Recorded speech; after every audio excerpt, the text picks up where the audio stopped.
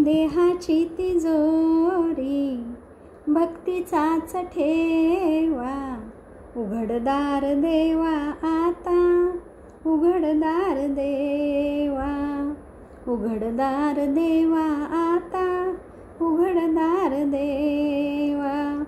पिते दूध डोळे मिटुनी जात मांजराची, म्हणे चोरट्याच्या कारे भीती चांदण्याची.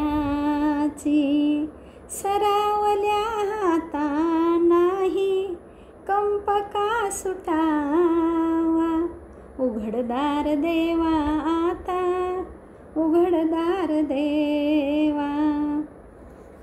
नमस्कार, मी सुवर्णा. तुमचं माझ्या चॅनलमध्ये खूप खूप स्वागत आहे. पाहणा, काही लोकांना सवय असते, चूक आपली असते आणि दोष मात्र ते दुसऱ्यांना देत असतात. बऱ्याच वेळेला असं होत असतं, चुकतात स्वतःहून आणि त्या चुकीचं सगळं खापर ते दुसऱ्या व्यक्तीच्या माथ्यावर फोडत असतात. साधं सहज जरी उदाहरण घेतलं, पहा, एखादी व्यक्ती काम करत असते आणि काम करताना अचानक तिचं लक्ष स्वतःहूनच विचलित होत असतं आणि लक्ष विचलित झाल्यामुळं तिनं हाती घेतलेलं जे काम असतं ते चुकतं आणि ते काम चुकल्यामुळं समोर असणारी जी व्यक्ती आहे ना, त्या व्यक्तीला ते दोष देतात की तुझ्यामुळं हे माझी चूक झाली. म्हणजे आपली चूक स्वतःहून ते मान्य करत नाहीत. स्वतःची चूक स्वतः मान्य करता आली पाहिजे ना, तर नाही, तर त्या चुकीचं सगळं खापर ते दुसऱ्या व्यक्तीच्या माती फोडत असतात. आपण बरीचशी अशी उदाहरणं पाहतो की बरीच माणसे आपण असं समाजातही पाहतो की चुकीचं खापर नेहमी दुसऱ्याकडे, म्हणजे नेहमी चुकलं असेल तर तो चुकला, मी नाही चुकलो. आणि समाजात तर ही प्रवृत्ती जास्त असते की त्या व्यक्तीमुळं असं घडलं, स्वतःमुळे घडलं असं म्हणत नाही, तर त्या व्यक्तीमध्ये ती व्यक्तीसुद्धा सामावलेली असते, पण नाही, दुसऱ्या व्यक्तीकडं बोट असतं, त्या व्यक्तीमुळं ही चुकी घडली असं अगदी ते सहज बोलून जातात.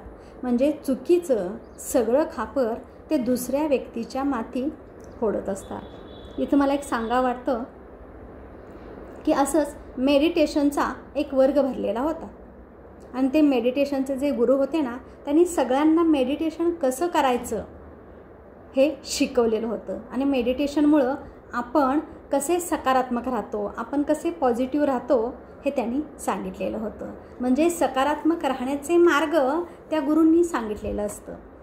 मग प्रत्येकजण आपापल्या प्रमाणेच मेडिटेशन करत असतात आणि त्याच्यातील एक व्यक्ती असते, ती व्यक्ती काय करते, मग मेडिटेशन गुरूंनी जसं सांगितलेलं आहे ना तशा पद्धतीनं ती करायला लागते. आता मेडिटेशन करत असताना ती स्वतःला काही आज्ञा देत असते आणि स्वतःला आज्ञा देत असताना आजूबाजूला काही लोक असतात घरामध्ये.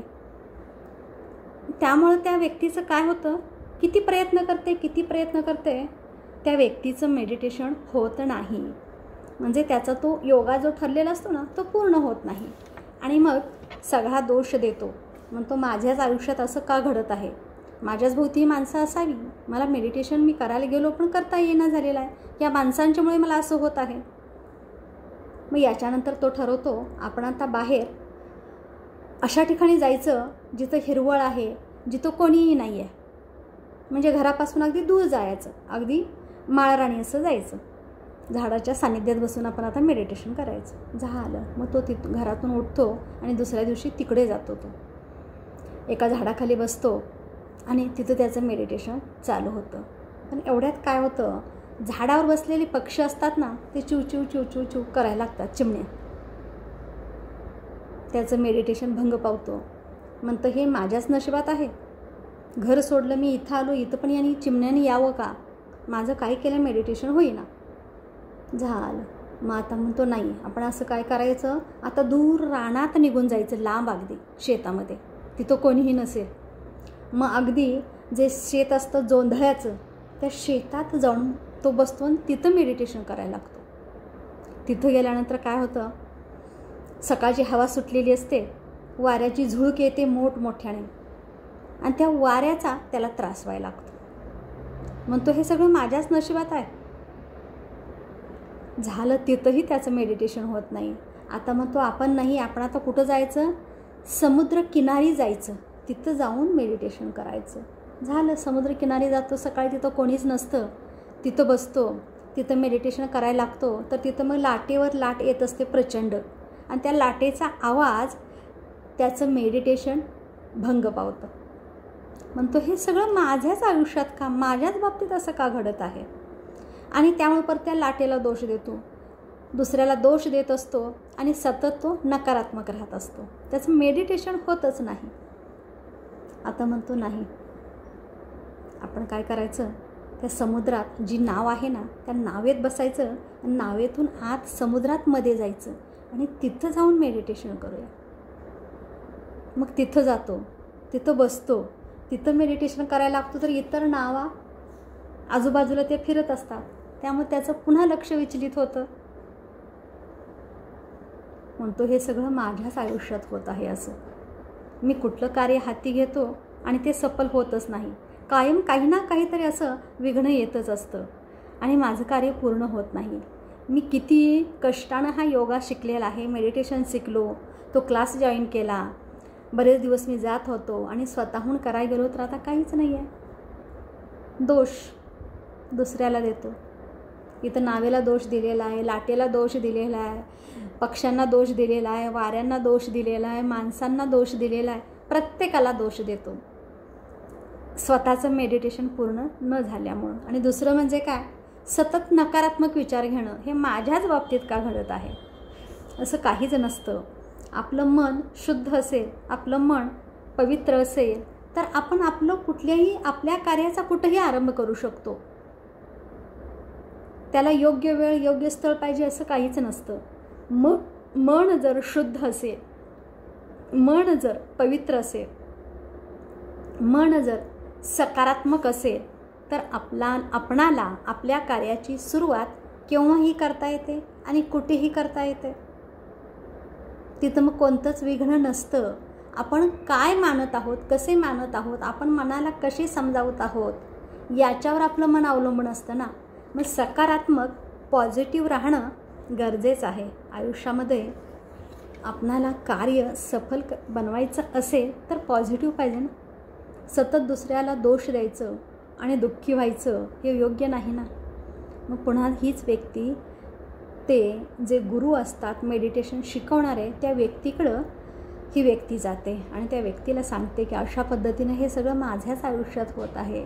तेव्हा ते गुरु सांगतात, हे तुझ्या आयुष्यात होत नाही आहे, हे सगळ्यांच्या बाबतीत घडतं असंच. तू कोणत्या नजरेनं तिकडं पाहतोयस हे खूप महत्त्वाचं आहे. सगळ्यांच्या आयुष्यात हे असंच घडत असतं, पण प्रत्येक गोष्टीकडे पाहण्याची नजर वेगळी असते ना. तू तुझी नजर बदल, तू तुझी काय कर, नजर बदल. तो नजर बदल म्हणजे काय होणार आहे, तो नजारा बदलणार आहे. म्हणजेच सकारात्मक राहा, विनाकारण दोष कोणाला देऊ नका. स्वतःची चूक असेल तर ते चूक मान्य करा की माझ्यात काहीतरी कमतरता आहे म्हणून ते चूक होत आहे. मेडिटेशन करता येत नाही म्हणजे त्याच्यात काहीतरी कमतरता आहे, त्याचं मन कुठं तर सैरभैर फिरत आहे ना. मेडिटेशन करत असताना जेव्हा आपलं मन आपल्या ताब्यात असतं तेव्हा सहज ते मेडिटेशन होत असतं. ते मन मग भरकटत नाही. काही क्षणाला भरकटतं, पण ठराविक वेळेनंतर हे मन आपल्या मुठीत आलेलं असतं, आपल्या ताब्यात आलेलं असतं, आणि तेव्हा आपोआप ते मेडिटेशन होत असतं. मग इथं वेळ, काळ, परिस्थिती याचा कशाचाही परिणाम होत नसतो. म्हणजे लोकांना सवयच असते ना दोष देणं. चुकलं की दोष मात्र दुसऱ्याला द्यायचा.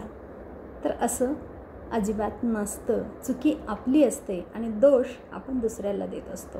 त्यामुळं आपली चुकी ओळखा आणि स्वतःमध्ये प्रगती करा. धन्यवाद. मस्त राहा, मजेत राहा, आनंदी राहा, उत्साही राहा, आणि विचार कसे वाटले अवश्य सांगा.